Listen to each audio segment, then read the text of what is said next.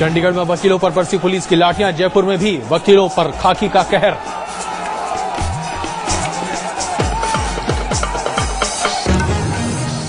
Location are में 3 बड़ी खबरें आपके सामने हम लेकर हाजिर हैं और सबसे पहले आइए आपको बताएं कि आज क्या है सबसे बड़ी खबर जो आपके सामने हम पेश करने जा रहे हैं। आज सबसे बड़ी खबर जो हमारे सामने है वो दरअसल ये है कि किस तरीके से सीएजी ने सवाल उठाए हैं कि जो किसानों के लिए कर्ज माफी की स्कीम सरकार ने घोषित की थी 2009 में, उसमें जबरदस्त तरीके से घोटाले की बात सामने निकल कर आई है।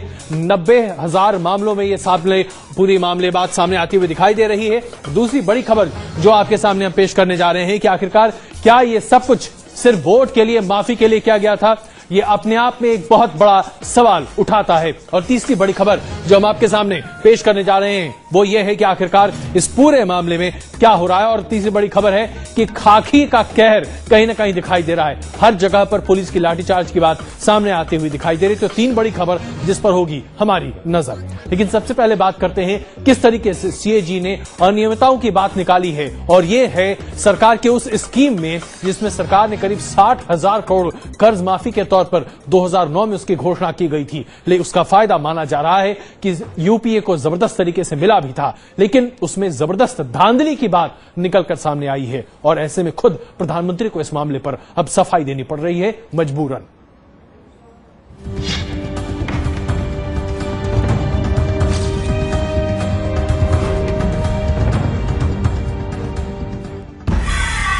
किसानों के साथ धोखा, कर्ज माफी में भी घोटाला, ये वो आरोप हैं जो मनमोहन सरकार पर लग रहे हैं। कर्ज माफी योजना में सीएजी रिपोर्ट आने के बाद सरकार की मुश्किलें बढ़ गई हैं। संसद के दोनों सदनों में विपक्ष के हमले झेलने के बाद प्रधानमंत्री मनमोहन सिंह ने ऐलान किया कि इस मामले में दोषियों को बख्शा नहीं जाएगा। यदि योजना में गलती पाई जाती है तो मैं सदन को आश्वासन दिलाता हूं कि कड़ी कार्रवाई की जाएगी।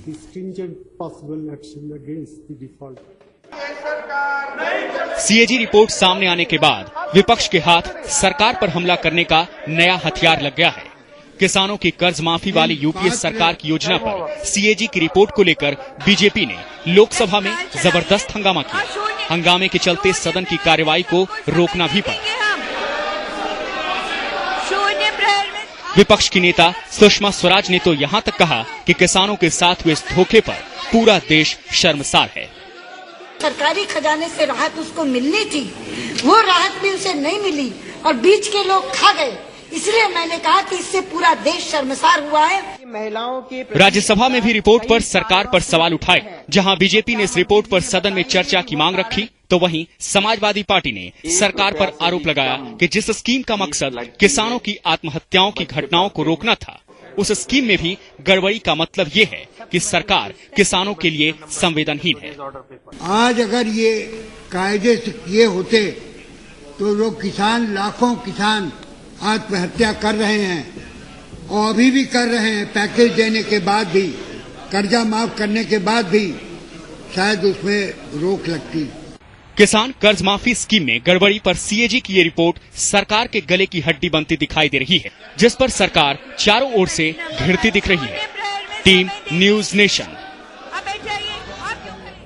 सवाल यहां पर यह उठकर खड़ा होता है कि क्या मौजूदा यूपीए सरकार ये अपने आप में दावा करती हुई जो लगातार नजर आ रही है कि आप देखें किस तरीके से सामाजिक स्पेंडिंग लगातार बढ़ती चली जा रही है मौजूदा सरकार में, और वहीं पर भ्रष्टाचार की बात भी सबसे ज्यादा सामने आ रही है। सीएजी की रिपोर्ट लगातार इस पर इंगित कर रही है। अब आखिरकार यूपीए सरकार क्या जवाब दे, इस पर बात करने के लिए हमारे साथ मौजूद हैं राशिद मसूद साहब, कांग्रेस के वरिष्ठ नेता, और कमाल फारूकी जी हमारे साथ मौजूद है।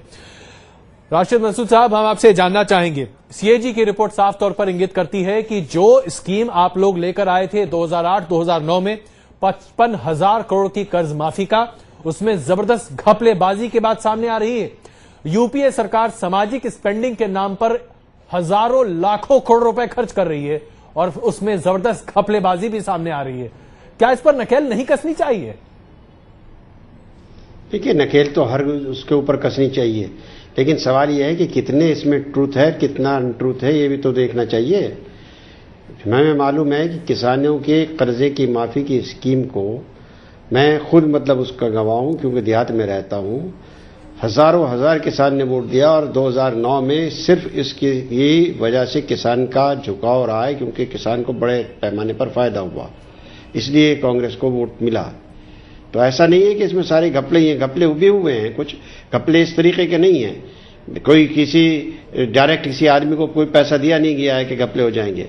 कुछ ऐसे के अनडिजर्विंग लोगों को भी पैसा मिल गया है बैंकों के थ्रू। जो लिस्ट बनी है उसमें हमारे प्रधानमंत्री साहब ने भी ये बात कही है और वित्त मंत्री भी ये बात कह चुके हैं कि हम उसकी इंक्वायरी कराएंगे। मसूद साहब, इसमें घपलेबाजी कोई छोटी मोटी नहीं है। अभी तो जो सैंपल साइज देखा गया है उस सैंपल साइज के हिसाब से 90% मामलों में घपलेबाजी है। और किसानों ने जहां तक आपको वोट देने की बात आप कह रहे हैं उसमें 2 सेकंड सुन लीजिए।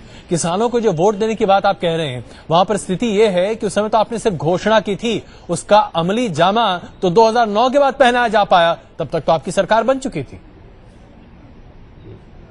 देखिए, ये बात के 90% घपले हैं, ये बिल्कुल गलत है।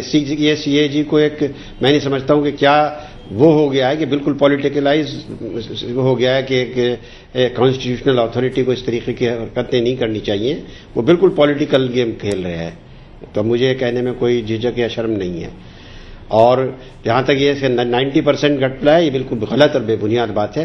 5-7% हो सकती है घपलेबाजी उसमें रही हो और उसको एक्सपोजर हो जाएगा, निकल जाएगा, इंक्वायरी होगी तो सामने आ जाएगा सारा चीज। चलिए, कमल फारूकी साहब, हम आपसे जानना चाहेंगे, आप यूपीए सरकार के सहयोगी दल के तौर पर हैं, आप इश्यू बेस्ड सपोर्ट देते हैं। इससे पहले कि आप कहें कि आप इश्यू बेस्ड सपोर्ट देते हैं, हम खुद ही कह देते हैं कि आप इश्यू बेस्ड सपोर्ट देते हैं, लेकिन सपोर्ट तो आप देते हैं। यूपीए सरकार के तमाम सरकारी योजनाओं में खास करके जो वो योजना है जो सामाजिक उत्थान के लिए हैं, उनमें लगातार निरंतर भ्रष्टाचार के मामले सामने आ रहे हैं। चाहे हम मनरेगा की बात करें, चाहे हम फार्म लोन वेवर की बात करें, हर जगह भ्रष्टाचार बड़े पैमाने पर सामने आ रहा है। इसके बावजूद आप लोग सरकार को समर्थन देते रहते हैं। तो क्या यह माना जाए कि भ्रष्टाचार के इस काली कोठरी में आप भी उतने ही शामिल हैं जितने शायद यूपीए सरकार? देखिए, मैं 2 चीजें क्लैरिफाई कर दूं इसके अंदर कि जो सीएजी की जो रिपोर्ट मैंने पढ़ी है वो जो हमारे रशीद मसूद साहब कह रहे हैं वो काफी हद तक ठीक है। उसकी वजह यह है कि वो 100% ऑडिट नहीं है, सैंपल ऑडिट हुआ है। सैंपल ऑडिट की बुनियाद के ऊपर उन्होंने कि जितना किया है उसमें से इतनी चीजों को गलत पाया है उन्होंने। जहां तक ये बहुत मेजर 60,000 करोड़ की स्कीम थी, तो हालांकि इसका मैं खुद भी ऑडिटर हूं, बाद में कुछ ऑडिटर से इसको सर्टिफाई भी कराए गए हैं, टेस्ट भी कराए गए हैं। इस बात के चांसेस हैं कि वहां कुछ ना कुछ जरूर घपले हुए होंगे, लेकिन बाय एंड लार्ज ऐसा नहीं है कि ये 90% स्कीम्स गलत रही है। क्योंकि अगर ये 90% स्कीम गलत रही होती तो जो इलेक्शन का पूरा पांसा पलटा है वो नहीं पलटा होता। ये बिल्कुल बात रशीद मसूद साहब की बिल्कुल ठीक है। और शायद इसी बात से एनकरेज करते हुए चिदम्बरम साहब ने ये बात कही है कि हम फिर दोबारा कर्जे माफ करेंगे और वो जो डायरेक्ट कैश ट्रांसफर है उसकी स्कीम भी लेकर आएंगे, क्योंकि कांग्रेस के पास कोई और वजह नजर नहीं आती कि किस तरह से वापस आएंगे। घपलों पे घपले निकले चले आ रहे हैं। तो ये जो स्कीम है इनकी, इसकी वजह से वोट में काफी कन्वर्जन हुआ है, there is no doubt about it. Farooqui साहब, मैं वाकई में मानता हूं कि बड़ी बुद्धिमानी से आप कांग्रेस सरकार को, यूपीए सरकार को लताड़ भी रहे हैं और कहीं ना कहीं आम आदमी को सहलाने की कोशिश भी कर रहे हैं। लेकिन स्पष्ट तौर पे कहिए, जिस तरीके से भ्रष्टाचार सामने आ रहा है मनरेगा में, जिस तरीके से भ्रष्टाचार की बात लगातार सीएजी उठाता चला जा रहा है, सीएजी की कॉन्स्टिट्यूशनल अथॉरिटी पर भी सवाल उठा रहे हैं कांग्रेस पार्टी के तमाम वरिष्ठ नेता। नहीं, देखिए मैं आपकी बात से मुत्तफिक हूं। रशीद भाई को एहतियात रखनी चाहिए कि सीएजी जो है उसके ऊपर कोई इस तरह का अगर आप इल्जाम लगाते हैं तो बजाते खुद हम अपने ऊपर इल्जाम लगा लेते हैं। वो एक इंस्टीट्यूशन है और वो ऑडिटर्स हैं, उनका पूरा हक है कि मसले की तमाम चीजों को पेश करें। पार्लियामेंट सुप्रीम है, पार्लियामेंट उसके ऊपर गौर करे, लेकिन हम अपनी जो कॉन्स्टिट्यूशनल अथॉरिटीज हैं उनको मलायन न करें। उसकी वजह कि अगर हमने उनको भी मलायन किया तो फिर हमारे पास सिस्टम, लोगों का एतमाद खत्म हो जाएगा। जो सीएजी की जो उनका तरीका है उस तरीके की बुनियाद के ऊपर वो इस नतीजे पर पहुंचे हैं, लेकिन ये टोटैलिटी के अंदर ये बात सही नहीं साबित हो सकती। टोटैलिटी तो ये है कि भाई जो बैंक्स वाइज हैं, कुछ सैंपल केस कीजिए, कुछ मजे के या 100% ऑडिट करा दीजिए उसका, ताकि जो ऑडिटर्स हैं, चार्टर्ड अकाउंटेंट्स हैं, वो भी जिम्मेदार हो जाएं। मैं समझता हूं कि जनरलाइज नहीं करना चाहिए और कांग्रेस के लोगों को सीएजी जो कॉन्स्टिट्यूशनल बॉडी है उसको क्रिटिसाइज नहीं करना चाहिए। ये खुद उनके हक में भी नहीं है। और मसूद साहब, इस पर आपकी प्रतिक्रिया चाहिए होगी हमें, क्योंकि देखिए आपके साथी रहे हैं, आपके सहयोगी रहे हैं और और फारूकी साहब कहीं ना कहीं आपकी इस बात की तारीफ करते हैं, आप बड़ी अच्छी स्कीम लेके आए जिसके बलबूते आप जनता को कहीं ना कहीं अपनी तरफ आकर्षित कर लेते हैं, वही दोबारा करने की कोशिश कर रहे हैं, लेकिन भ्रष्टाचार पर नकेल कसना आपके बूते में है नहीं। देखिए भ्रष्टाचार कह देना बहुत आसान है, ये आप इस सिस्टम को देखिए कैसे वर्क कैसे करेगा। कुछ लोगों ने कर्जे लिए बैंकों से, वो बैंकों के कर्जे माफ होंगे, उसकी वेरिफिकेशन करेगा पटवारी, यानी एग्जीक्यूटिव जितनी भी अथॉरिटी है वो सेंट्रल गवर्नमेंट के अख्तियार के अंदर नहीं है जी, जो एग्जीक्यूट करते हैं। तो इसलिए उनकी बुनियाद के ऊपर ये दिए जाते हैं, वहां जो है वो उसको वेरीफाई करेंगे कि ये है, इसका कर्जा है, इतना है, ये है। तो उसमें ये ऐसा जरूर हुआ है कि कुछ जगहों पर जो डिजर्विंग लोग नहीं थे उनके कर्जे भी माफ चले गए हैं जी, लेकिन उसको ये नहीं कि उनको कहीं किसी सरकार ने खा लिया वो पैसा, बल्कि वो पैसा गलती से और जो एग्जीक्यूटिंग वो है स्टाफ है उसकी गलती से वो ऐसे लोगों को भी चला गया जो डिजर्विंग नहीं थे। चलिए, अभी राजेंद्र अग्रवाल जी भारतीय जनता पार्टी के हमारे साथ जुड़ रहे हैं। घोटाले का बात नहीं है, घोटाले को जो वर्ड घोटाले के ऊपर मुझे ऐतराज है, जो आपका ऐतराज जरूर है, लेकिन भारतीय जनता पार्टी के तमाम नेता इस पर लगातार अपनी टिप्पणियां कर रहे हैं। मसूद साहब, हाँ, उनका देखिए, उनका तो काम ही देखिए यही है, उनको तो हर चीज को इस वक्त चाहे वो कुछ भी हो, पार्टी के खिलाफ हो, मुआफिक हो, अच्छी हो या बुरी हो, उनको बुरा करके पेश करना। नहीं, अगर स्थिति ऐसी नहीं होती, मसूद साहब, स्थिति ऐसी नहीं होती तो प्रधानमंत्री को स्पष्टीकरण नहीं देना पड़ता। कहीं ना कहीं सीएजी की रिपोर्ट में गंभीरता तो है ही ना, इस बात को तो मानिए आप। हाँ, तो नहीं गंभीर, देखिए बात सुन लीजिए, जब की रिपोर्ट आई है तो उस पर गंभीर तो हमें होना पड़ गया और होना चाहिए, लेकिन हर तरीके पे, जिस तरीके पे क्या रिपोर्ट्स अपनी पेश कर रहा है, मुझे अफसोस के साथ कहना पड़ता है, उससे हमें लगता है कि बायस है कहीं ना कहीं। ये बहुत बड़ी बात आप कह रहे हैं राजेंद्र अग्रवाल जी। राजेंद्र अग्रवाल जी, हम आपको इस चर्चा में शामिल करना चाहेंगे। माफ कीजिएगा मसूद साहब, मैं आपको बीच में रोक रहा हूं, लेकिन अग्रवाल जी को जरा इस चर्चा में शामिल करें। राजेंद्र अग्रवाल जी, सीएजी की निष्पक्षता पर लगातार कांग्रेस के तमाम वरिष्ठ नेता सवाल उठाते रहे हैं और यह मसला नया नहीं है। अभी जो स्कैम की बात सामने आ रही है उसे उस घोटाला कहे जाने पर भी मसूद साहब को आपत्ति है, आप क्या कहेंगे?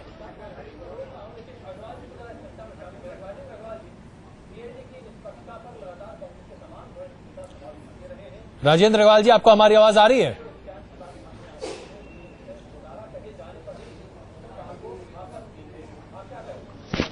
ये भ्रष्टाचार के संबंध में जब भी कभी आवाज उठी है जी, कांग्रेस का, यूपीए की सरकार का यही रुख हमेशा रहा है। हाँ, हल्की हल्की आ रही है, आपको मेरी आवाज पहुंच रही है? जी बिल्कुल बिल्कुल, बोलें जी। जब भी भ्रष्टाचार के संबंध में कभी कोई बात उठी है, लोकसभा के अंदर या लोकसभा के बाहर, हमेशा कांग्रेस का, यूपी की सरकार का यही रुख रहा है कि उसने भ्रष्टाचार के खिलाफ आवाज उठाने वालों पर सवाल खड़े किए।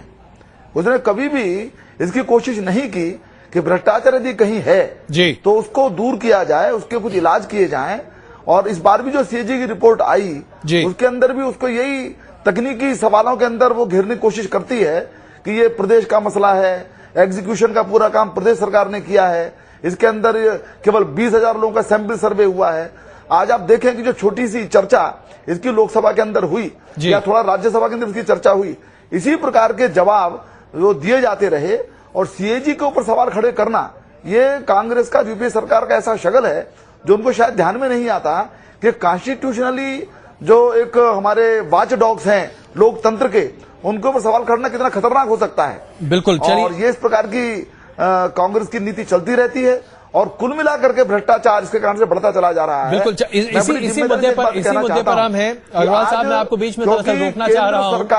हम अपने दर्शकों के सामने ये रिपोर्ट पेश करना चाहते हैं कि कर्ज माफी स्कीम में गड़बड़ी के खुलासे के साथ ही सरकार कहीं न कहीं बैकफुट पर आती हुई दिखाई दी थी। सबसे बड़ी दिक्कत इस बारे में यही दिखाई दे रही है कि यह स्कीम यूपीए सरकार ने शुरू किया था और इसमें घोटाला अगर सामने आता है तो इसमें प्रभावित होता है आम आदमी, जो कि कहीं न कहीं यूपीए सरकार के लिए एक बहुत बड़ा वोट बैंक है। एक बार फिर उस वोट बैंक को आकर्षित करने की अपनी तरफ पुरजोर कोशिशें हो रही हैं। अगर उस पर भ्रष्टाचार की बात सामने आती है तो यूपीए सरकार के लिए 2014 का मिशन और ज्यादा मुश्किल हो जाता है। देखिए रिपोर्ट। किसान कर्ज माफी स्कीम, वो योजना जिसे 2008 के आम चुनाव में खुद प्रधानमंत्री मनमोहन सिंह ने शुरू किया था। किसानों को कर्ज माफी